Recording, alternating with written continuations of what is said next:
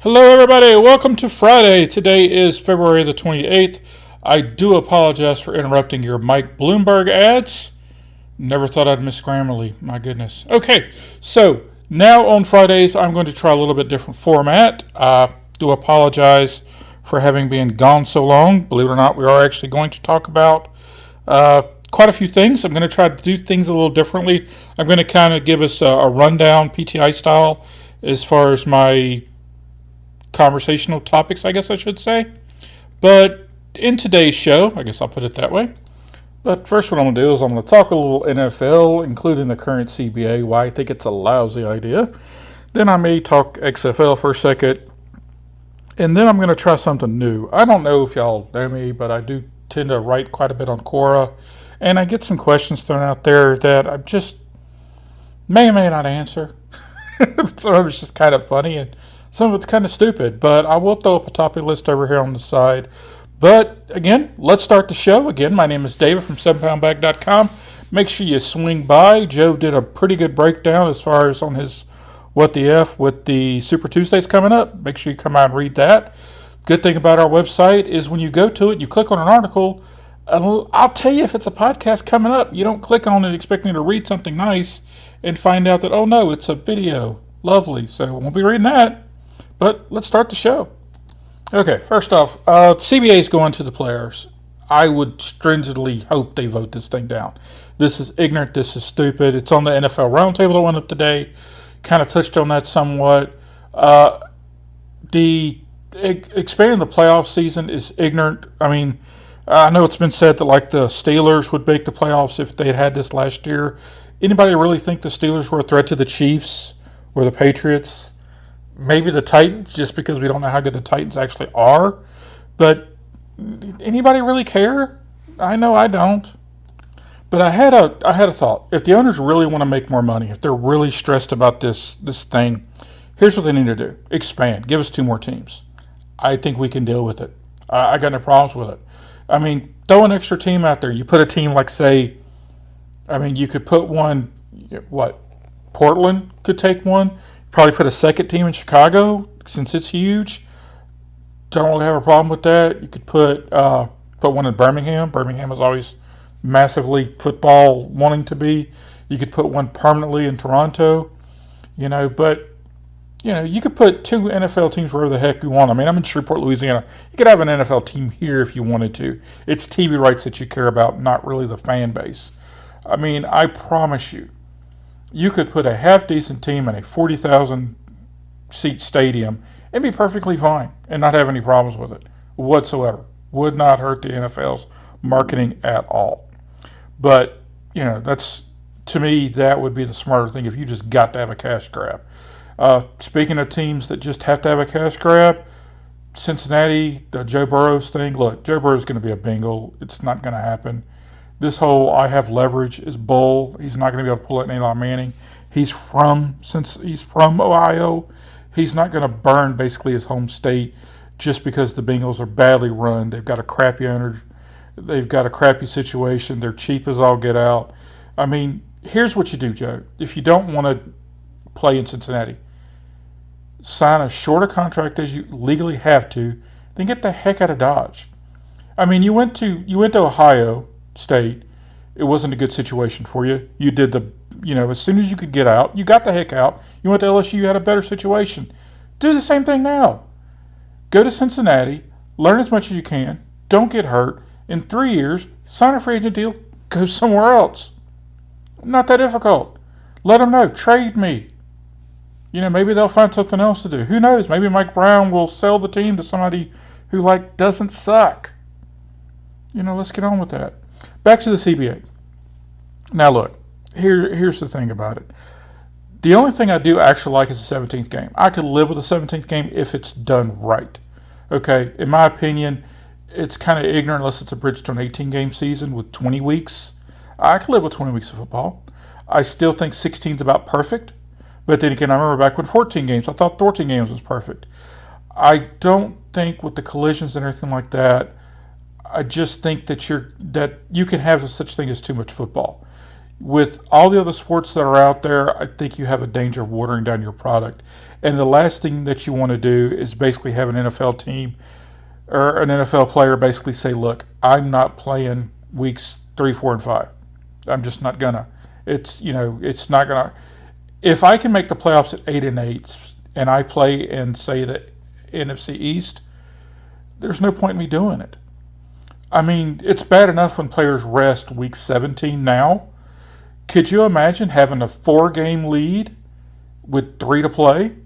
You could not play the last 3 weeks, especially if you're, say, the Patriots with Tom Brady and your last 3 games are against Cincinnati, the Patriots, and the Lions. Cincinnati, the Dolphins, and the Lions. You don't have to play the next 3 weeks, especially if Stafford's been hurt. But still, 17 games, I could see it if it's done the right way. And here's what I threw out there on today's NFL Roundtable on SendByBye.com.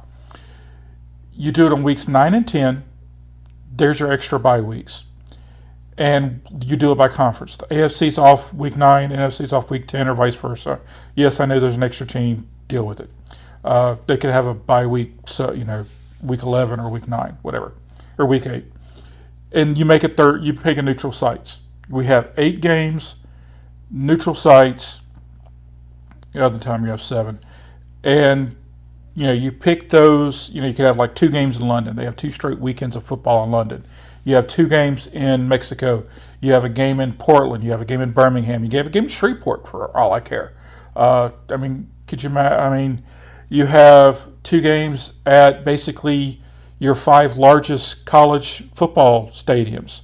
How would you like to see the Colts versus the Raiders in Notre Dame Stadium? How would you like to see the Titans play the Chiefs in, Tennessee? New Orleans could play in Baton Rouge just to kind of shore that up a little bit. You could have somebody play in the old Cotton Bowl. Heck, you could have games in Japan. Think about it. If your regular bye week is in week 8, week 9 you play in Japan, week 10 you're off anyway. So basically you have 1 game that month basically in Japan, China, especially if you're playing, especially if you're a team that has a lot of marketing out there. I know if I was an NFL player like that was basically my own company, like say Patrick Mahomes, Tom Brady, Cam Newton, for even somebody that has a large marketing arm, I would love to play a month in China, in Japan, Australia. It's not like, it would be a headache, it'd be a pain in the tuchus, but if I basically got a week and a half off, because, when I come back, maybe I could play the Thursday game instead of playing, on Sundays. So basically I have 12 days to reacclimate back to the West Coast.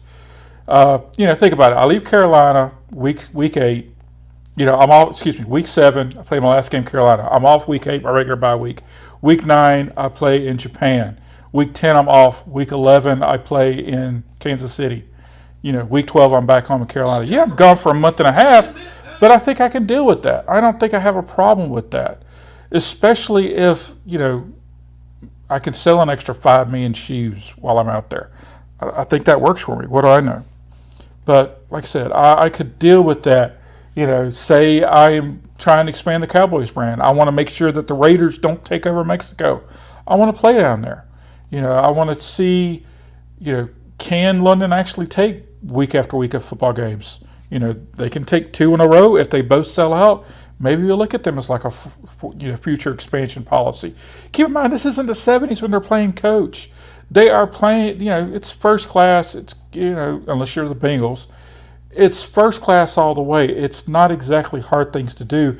And regular people that travel for a living, for salesmen, that are going back and forth between England, in the United States, or going back and forth from China to the United States, they do it on a weekly basis. True, they're not the professionals that the NFL players are.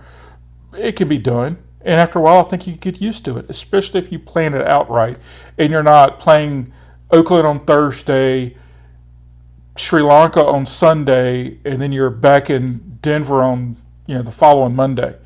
You do stuff like that, I think you're setting yourself up for a mistake. But I think you can do that. I don't think it's that big a deal if it's done right. And again, you're looking at an extra point and a half in the for the salary cap, which is wonderful. Don't get me wrong. I think, I'd take a 1.5% raise. Even at my salary, I could live with it. I mean, shoot, my last raise, to tell you the truth, was probably less than that, to be quite honest with you. But when you're making $400,000 a year, 1.5 ain't bad, especially considering your player pool is not growing. But again, that's just me, my own personal opinion. By all means, yell and scream about it down in the comments.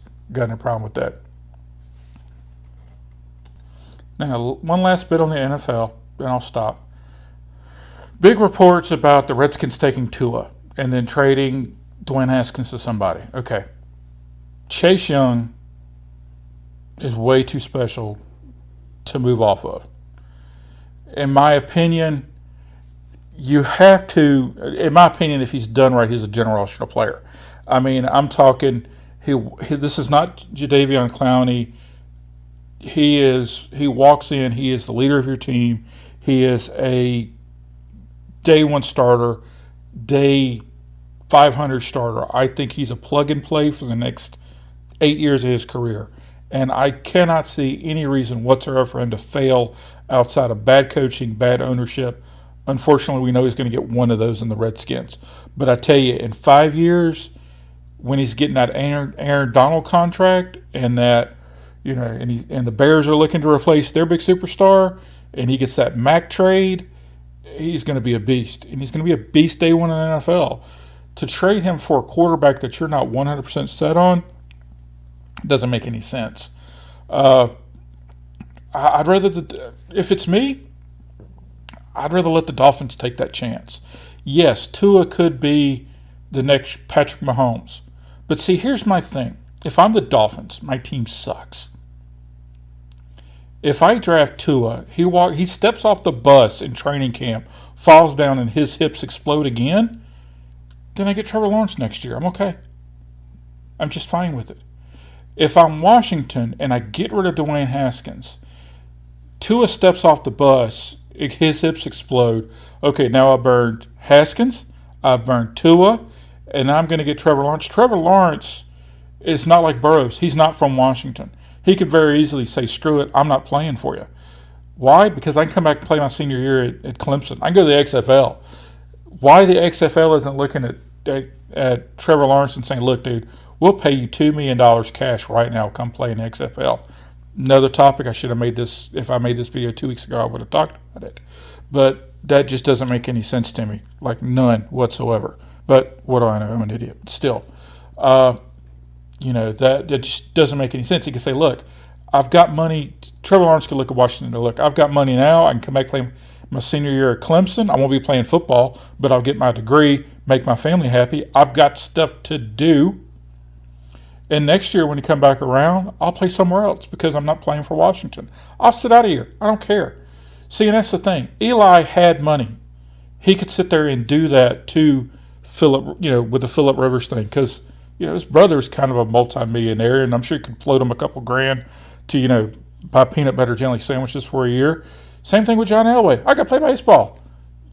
I'm not going to miss that much money. Now, true, Burrow's not exactly from a broke family anyway, but he's from a blue-collar family. You get up, you go to work that morning.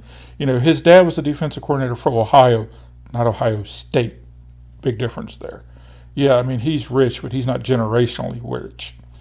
Okay, time for our last segment. We're going to talk about Quora answers. So if you're done with the sports, I'm not going to talk UFC just because I'm not worried about it this weekend, but let's get into a couple of Quora questions, shall we?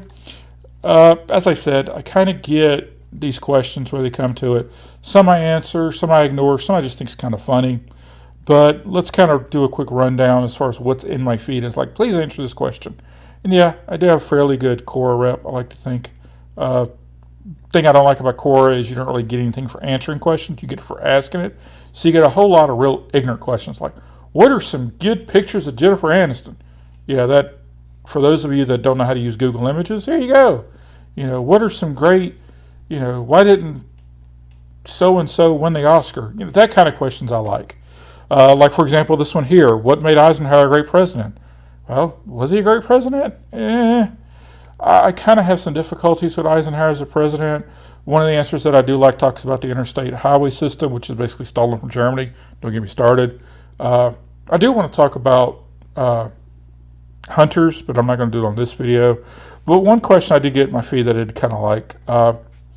One question, why is Jimmy Fredette never broken through in the NBA despite his talent? Well, makes it real easy. You can't play defense. You can hide a great scorer on defense if he's a 1A option. Magic Johnson, minus defender, Hall of Fame offensively, Hall of Fame in transition, all-timer in transition, probably one of the best transition point guards in NBA history. I can hide him on defense because what he gets me on the other end, rock solid. You can't beat him. Why is Michael Jordan and LeBron James both considered the greatest players of all time? Because they're just as good defensively as they are offensively. Jordan's better at both, which is why he's still the greatest, played at a harder era. But still, LeBron, he will make you work on defense. Kevin Durant, make you work on defense. Seth Curry, minus defender, but he's not terrible, but a minus defender, but he is an A1 option on offense. If we're across midcourt and I give him the ball, he can do something with it. I can find something to do on defense with him because nobody's got 5 offensive superstars in today's NBA. Talking about expansion beforehand. Jimmy Fredette, super minus defender. I'd be willing to bet you I have played basketball games against players that could beat him off the dribble. Promise you. Now, true, that's a lot of players, but still, I'd be willing to bet you that if I took everybody that I've ever played basketball with or against, stood them at half court, put Jimmy Fredette on the 3-point line, I'd be willing to bet you I played with somebody that could get to the rim against him. Not saying I could, because I certainly could not, but I bet I had played with people that could do it. That's how bad a defender he is off the ball. Bigger problem, though, he's not a A+ offensive player. He's maybe a B, maybe B+ on a good day. So no, that's why Jimmy Fredette doesn't come through. Next up, it's a good thing that after Pearl Harbor there was no land invasion on America because it's so poorly prepared. Okay, that's just stupid. You got a problem with it. America is not poorly prepared for a land battle. The problem with America is how massively huge it is and where all the population centers is. It's like if you watch the original Red Dawn, they did paratrooper attacks in the middle of the country. You're not doing paratrooper attacks in the major cities. You know, the whole thing that's fascinating about the Huns and fascinating about the Mongols is how they were able to take large cities and decimate them. I don't think you could do that today because, again, I'm in the South. I live in a town of about 100,000 people. I guarantee you there's probably 30,000 guns in this city. You're not putting a occupation army in Shreveport, Louisiana. Good luck. True, it's a military town, well, Air Force, so it's not like they're, good at ground combat, but it's not going to happen. Same thing, and back then even less so because you had all the hunters and all that. You can do that in Europe to a certain extent just because of the way the cities were done, and when the city surrenders, it's kind of done. America, we got our independence through guerrilla warfare. You put a occupational army somewhere in America, they're going to be fired on pretty much 24/7. Good luck with that. You got to decimate the city. We are not a nation of farmers per se. Once you get out of the breadbasket of America, you're not occupying Miami, for example. You're going to have to flatten it. That's part of the reason why we kind of had to do to Japan what we did in Japan, because you're not going to occupy that level of Tokyo. They're going to keep doing stuff to you. Part of the problem we had at Vietnam. It's kind of hard to occupy countries like that when there can be a grenade hidden anywhere in your house that you're not going to know about that may have been there 2 weeks ago. It just, those kind of places it's hard to occupy. So yeah, that's one thing. America being bad prepared doesn't really matter because you had so many World War I vets that were running around that were just in the military a couple of generations ago. You land an army in, say, San Francisco in 1941, there's going to be a whole lot of troops you got to deal with fairly quickly coming through there, and that's not counting everybody else that would come up. You land an army in Houston, good luck. Unless you got a couple of million men running around, good luck. And still, it's getting there. The great thing about America, historically, is there's such a giant moat there. Good luck. Britain has been protected from land invasion for hundreds of years, since 1066, and their moat is a stinking puddle compared to the vast ocean that America's got surrounding it. It's part of the reason why, whenever they talked about, well, we'll go through Mexico, good luck, we can cover Mexico's oceans too. So yeah, that's not going to happen. Our last question is, during Endgame, why did Thor keep Stormbreaker and give Mjolnir to Captain America and not vice versa, considering he had Mjolnir longer? Well, let's think about our combatants here. Captain America doesn't kill unless he has to. Yes, kind of interesting saying that from a World War II soldier, but he normally does not kill. He is much more favorable into a blunt weapon. I don't exactly think he'd ever sharpen the sides of the shield if he ever had that option, but you get my point. He is fine with knocking people out. Even though he goes against the Red Skull hundreds of times, he just doesn't kill. He just doesn't say, look, let's make it easy, chop, chop, chop, death, death, death. Kind of like Batman that way. So if he gets a clean shot at Thanos, he's going to put it upside his forehead and try to knock him out, then take the Infinity Stones, and then try to correct the world. Thor has already killed Thanos once and is perfectly happy with doing it again. He tried the non-lethal, by burying the axe in him in the first movie, in Endgame. During Infinity War, vice versa. But in the climax, he's coming for Thanos' head. He's going to chop his head off. Can't do that with a hammer. Well, it's a little harder to decapitate someone with a hammer than it is to decapitate him with an axe. So, quite simply, he wanted lethality. He wanted that new weapon. Plus, Stormbreaker, possibly more powerful than Mjolnir, which is annoying because, why didn't he have it centuries ago if it's better than what he got now? But that's your basic reason. Why did Captain America get the hammer? That's why. Because Captain America's perfectly happy with the hammer. Captain America is going to be trying to use the sides of the axe, the blunt end, etc., and so forth, just because that is his default setting, I guess you should say, is non-lethal. Thor, got no problem.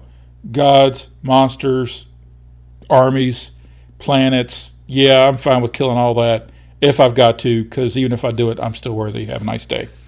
Speaking of have a nice day, want y'all to have a great day. Come back Wednesday for Fantastic Four. If you really want to get into comics, send me questions on Quora. Got any questions asking? If there's more questions you want to answer, throw them down below on the Twitter here. I'll take a look at it every Thursday.